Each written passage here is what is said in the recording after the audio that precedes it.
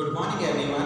आज हम standard 10 subject Hindi lesson number 3 इसके संदर्भ में जानकारी प्राप्त करेंगे। लेसन नंबर 3 सवये, रसखान के सवये। हमने अगले पीरियड में हमने 2 सवये देखे थे, 2 सवये हमारे बाकी थे, वो आज हम देखने की कोशिश करेंगे। तत्पश्चात हम पहले सवये में देखा था कि रसखान अपने आप के जीवन को धन्य समझते हैं कि यदि मैं बाबा नंद के अर्थात नंद के गांव में मेरा जन्म होता है, पहाड़ के रूप में, पत्थर के रूप में या कई पेड़ पशु पक्षी के रूप में, तो भी मैं अपने जीवन को धन्य समझूंगा ऐसा। परंतु आज हम 2 सवये जो है उन सवयों को देखने की कोशिश करेंगे। तो पहला सवया देखते हैं। जा दिन ते वह नंद को छोड़ो। वास्तविक देखा जाए मेरे प्यारे बच्चों, तो भगवान कृष्ण के जो थे नंद के लड़के नहीं थे, परंतु उनका जो लालन पालन हुआ, उनका जो बचपन का समय बीता, वो किसके घर में बीता? बाबा नंद के घर में उनका सारा जीवन बीता। ऐसे बताया जाता है कि बाल्यकाल की अवस्था से ही उनके पिता वासुदेव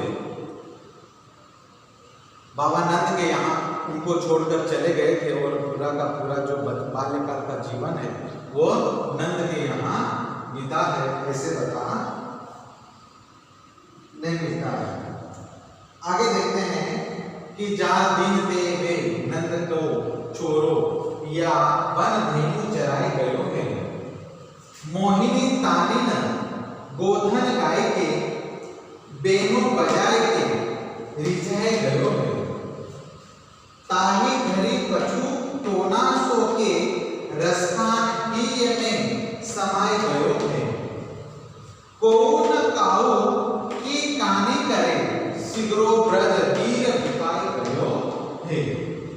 इस सवये में यह स्पष्ट होता है कि ऐसे प्रतीत होता है मानो भगवान कृष्ण जो वहां पर अर्थात कहां पर ब्रज भूमि पर आकर उन्होंने जो मुरली की तान सुनाई, बांसुरी बजाई, अपना जीवन बिताया है, वो जीवन जैसे ही उन्होंने बिताया है। जिस दिन की वो बात है कि वो क्या करते थे, गायों को चराया करते थे, बांसुरी बजाया करते थे और सुंदर सी तान वो सुनाते थे। उसमें वो सारे के सारे लोग क्या हो गए हैं, बिक गए हैं, या तो यूं कहे कि उसकी मुरली की आवाज में सब मोहित हो गए हैं।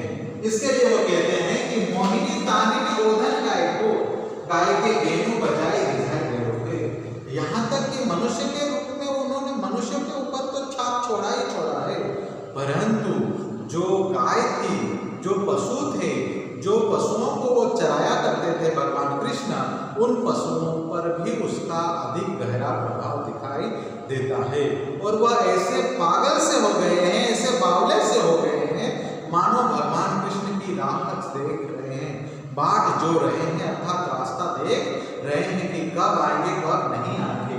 इसके लिए मोहिनी तानी ऐसा सुंदर सा आवाज, गोधन यानी गाय के बेनु बजाए रिझाए गए हो। ऐसे प्रतीत होता है मानो गाय को चराने वाला वह कृष्ण आज यहाँ नहीं है।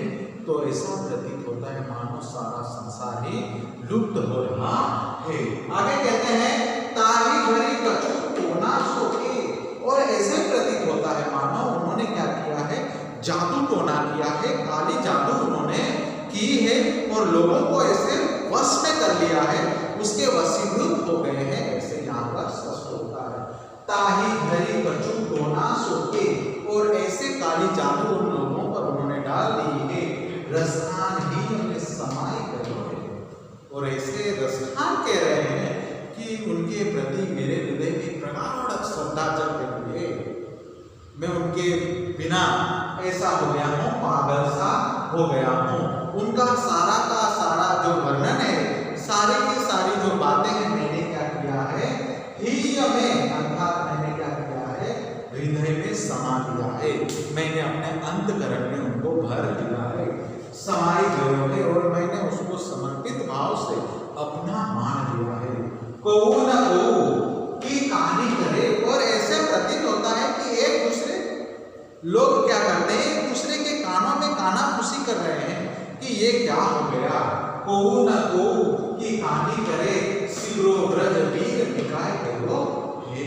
और सारा का सारा जो ब्रज है भगवान कृष्ण की उस लीला में, उस मोहिनी तानिन में, उस सुंदर से आवाज में, बांसुरी की धुन में, या भगवान कृष्ण की जो भी छटाएं थी, जो भी बाल्यकाल की जो भी उनको कला किया करते थे, उस कला में सारे के सारे लोग ऐसे प्रतीत होता है मानो बिक गए हैं।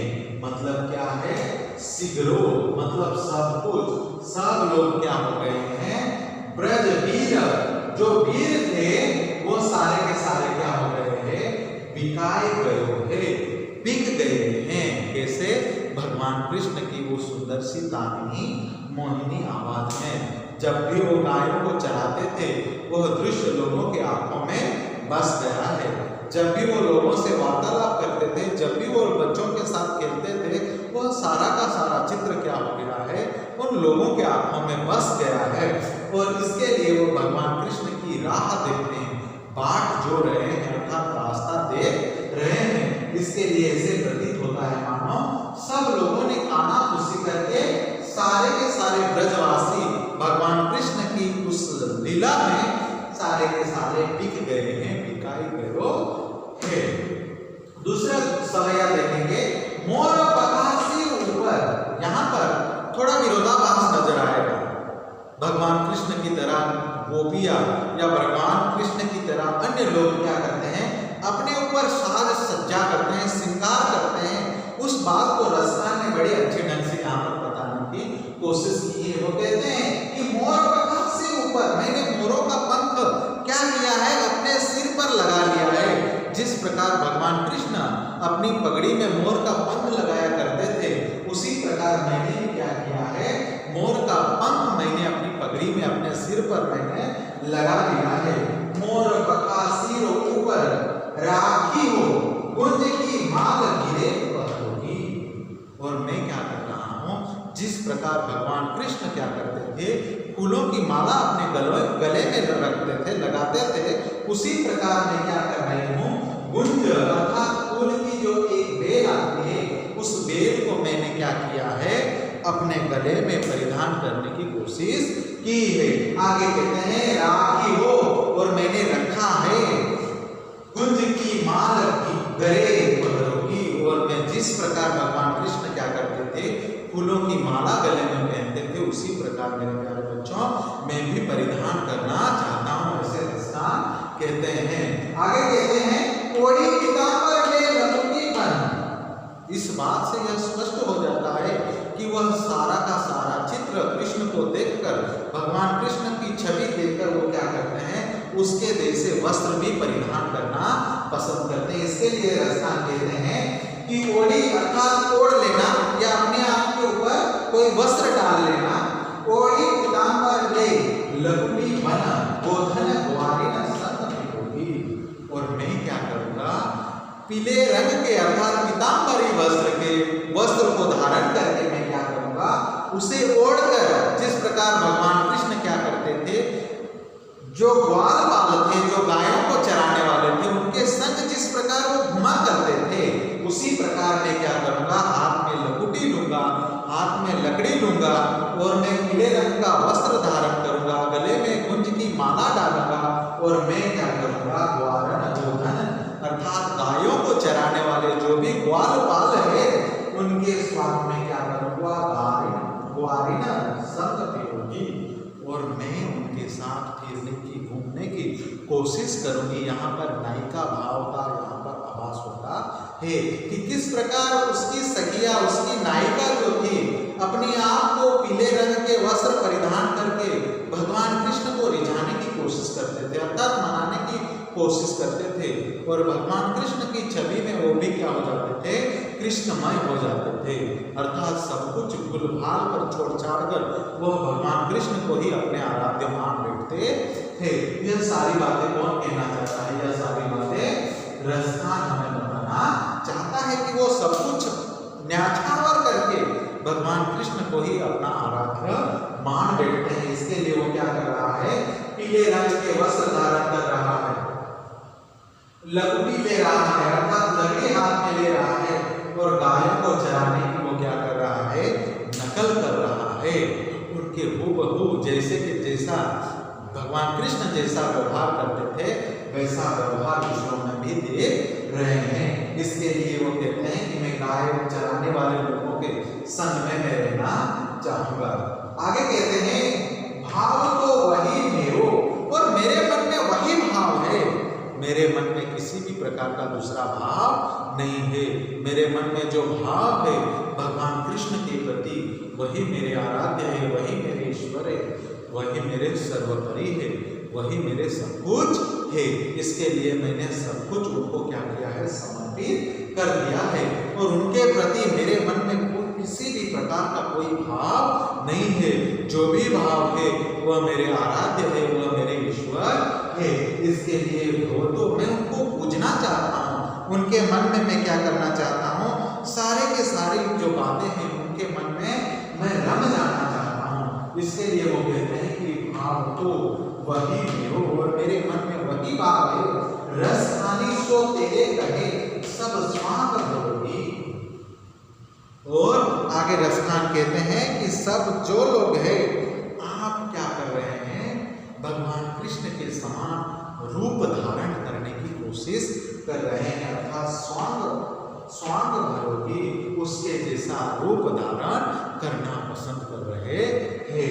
परंतु आगे देखो भगवान कृष्ण की जो बातें हैं वो किस प्रकार भक्त और भगवान का पर्दाफाश कर देता है, पर्दा अलग कर देता है। इस बात को हम अंतिम पंक्ति में, अंतिम लाइन में हम समझने की कोशिश करते हैं। आगे कहते हैं पे वही परंतु वह ईश्वर है, वह भगवान है। भक्त और भगवान में बहुत अंतर है।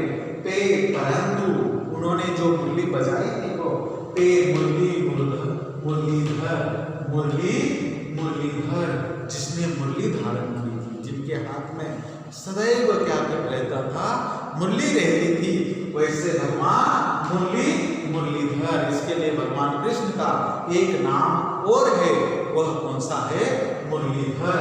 मुरली को धारण करने वाला मुरलीधर भी उन्हें कहा जाता है। इसके लिए रसखान कहते हैं पे परंतु मुरलीधर की अधरण धरी। मुझे याद है, मुझे पता है, ऐसे रसखान कहते हैं, मैं नहीं कहता हूँ, मुझे पता है कि मेरे ईश्वर, मेरे आराध्य भगवान कृष्ण, मेरे मुरलीधर, उन्होंने क्या किया था, उसकी अपनी मुरली उनके अधरों पर अर्थात उनके अपने होठों पर उन्होंने रखी थी। पे मुरलीधर की अधरण धरी अधरान धरोगी। मेरे ईश्वर, मेरे प्रभु ने, मेरे पालनहार ने, उन्होंने क्या किया था, उनकी मुरली अपने अधरों पर, अपने होठों पर रखी थी और वह उनके होठों पर रखी हुई मुरली मैं क्या करना नहीं चाहता हूँ, झूठन करना नहीं चाहता हूँ। सारी की सारी सखियाँ यही स्पष्ट रूप से संबोधित कर रही है कि भले हम उसके प्रकार, उसी प्रकार के, उसके समान हम पीले रंग वस्त्र जो भी है हम धारण भी करेंगे, अपने माथे में मोर पंख भी लगाएंगे, परंतु उनके होठों पर जो मुरली रखी हुई थी, बांसुरी रखी हुई थी, वो रखी हुई बांसुरी हम क्या करेंगे, अधरण धरोगी, उससे हम झूठा नहीं करेंगे, झूठन उससे हम नहीं करना चाहते हैं, क्योंकि वो जानते हैं कि यह मुरली किसकी है, मेरे ईश्वर की, मेरे भगवान की है, मेरे मुरलीधर की है, मेरे कृष्ण की है। इसके लिए पे परंतु मुरलीधर की अधरान धरी अधरान धरोगी, और वह भगवान कृष्ण की बजाई हुई मुरली हम क्या करेंगे, अपने होठों पर नहीं रखेंगे। यहाँ पर हमारा लेसन मेरे प्यारे बच्चों समाप्त होता है। मैं आशा करता हूँ कि इस लेसन के क्वेश्चन आंसर्स आप अपने घर पर प्रिपेयर करते होंगे, पढ़ते होंगे, समझने की कोशिश करते होंगे।